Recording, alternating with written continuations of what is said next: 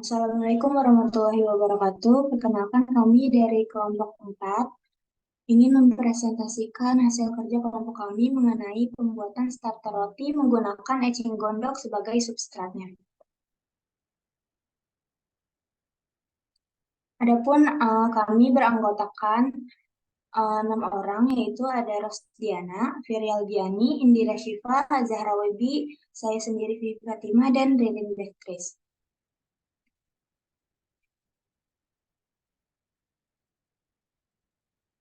Roti merupakan salah satu makanan sumber karbohidrat yang banyak dikonsumsi oleh masyarakat Indonesia selain nasi. Hal ini disebabkan karena roti merupakan sumber karbohidrat yang tinggi dan memiliki kandungan gizi yang lebih unggul jika dibandingkan dengan nasi dan mie. Roti merupakan makanan fermentasi berbahan dasar tepung terigu yang sering dikonsumsi masyarakat. Fermentasi merupakan suatu proses perubahan kimia pada suatu substrat organik melalui aktivitas enzim yang dihasilkan oleh mikroorganisme.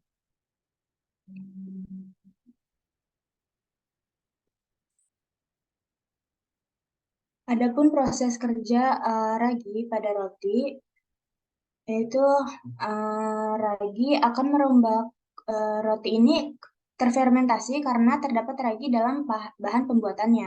Mikroba utama pada ragi ini adalah Saccharomyces cerevisiae yang berperan sebagai starter dalam pembuatan roti. Ragi akan merombak eh, Ragi akan merombak gula membentuk gas karbon dioksida dan alkohol. Gas karbon dioksida Gas karbon dioksida akan terperangkap pada adonan yang menyebabkan adonan mengembang dan menghasilkan roti yang empuk.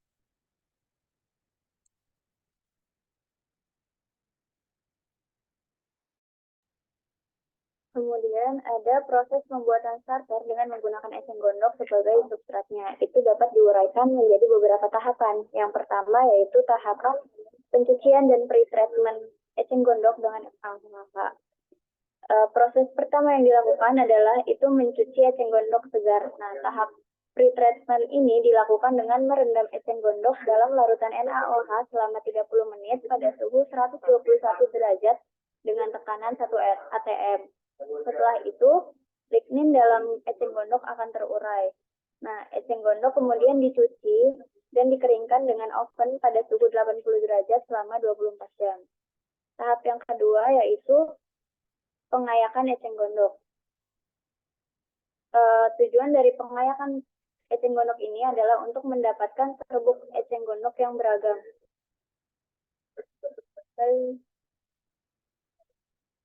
Terus yang ketiga ada tahapan hidrolisis dengan asam sulfat.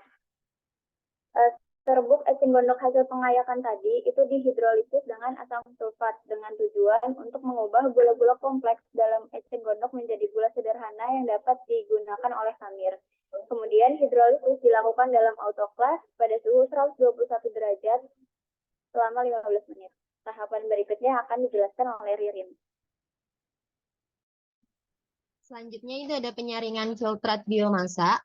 Setelah gula pada substrat menjadi sederhana, kemudian dilakukan penyaringan filtrat untuk memisahkan residu dan filtratnya. Proses ini dilakukan untuk mengambil filtratnya saja, sedangkan filtrat yang dikeluarkan pada dasarnya memiliki nutrien yang cukup untuk pertumbuhan starter khamir.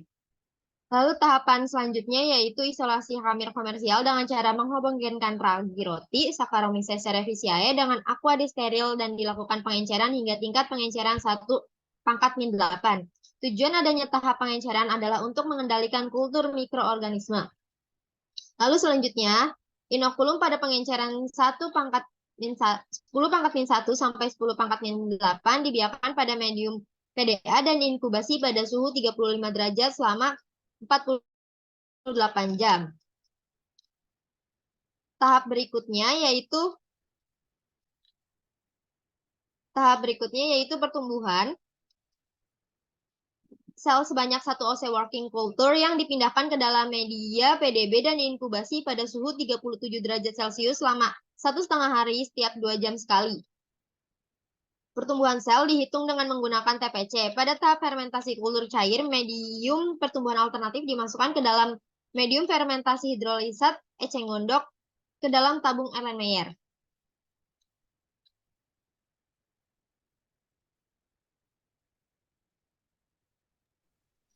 Iya, untuk selanjutnya ini ada diagram alit pada proses hidrolisis asam.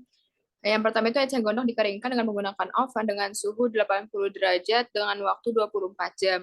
Kemudian setelah dikeringkan, eceng gondok ini dihaluskan dan diayak.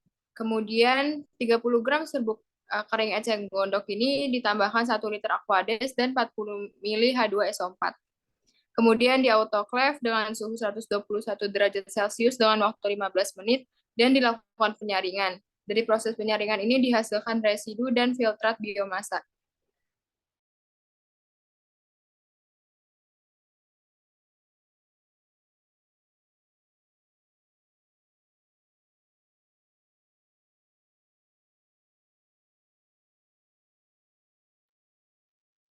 Ya, baik. Selanjutnya yaitu ada isolasi kamir komersial dari Fermipan, di mana sampelnya itu 1 gram roti dimasukkan ke dalam tabung reaksi, kemudian ditambahkan 9 mili aquades steril, pengencernya itu 10 pangkat min 1, kemudian dikocok sampai homogen, dan dilakukan pengenceran ini sampai pengenceran 10 pangkat min 8. Setelah itu ditambahkan 1 mili medium PDA, kemudian dibiarkan dan dibesarkan pada permukaan secara merata. Kemudian diinkubasi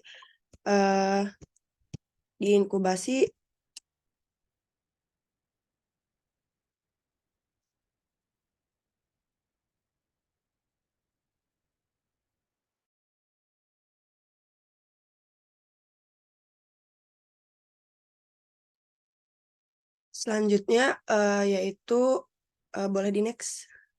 Selanjutnya itu pembuatan kurva pertumbuhan kamir komersial yang pertama itu ada 1 oz working culture dipindahkan ke dalam 100 mili media PDB, kemudian diinkubasi dengan suhu 37 derajat Celcius di dalam shaker dengan volume 100, dihitung pertumbuhan sel dengan metode TPC dalam waktu 2 jam selama setengah hari.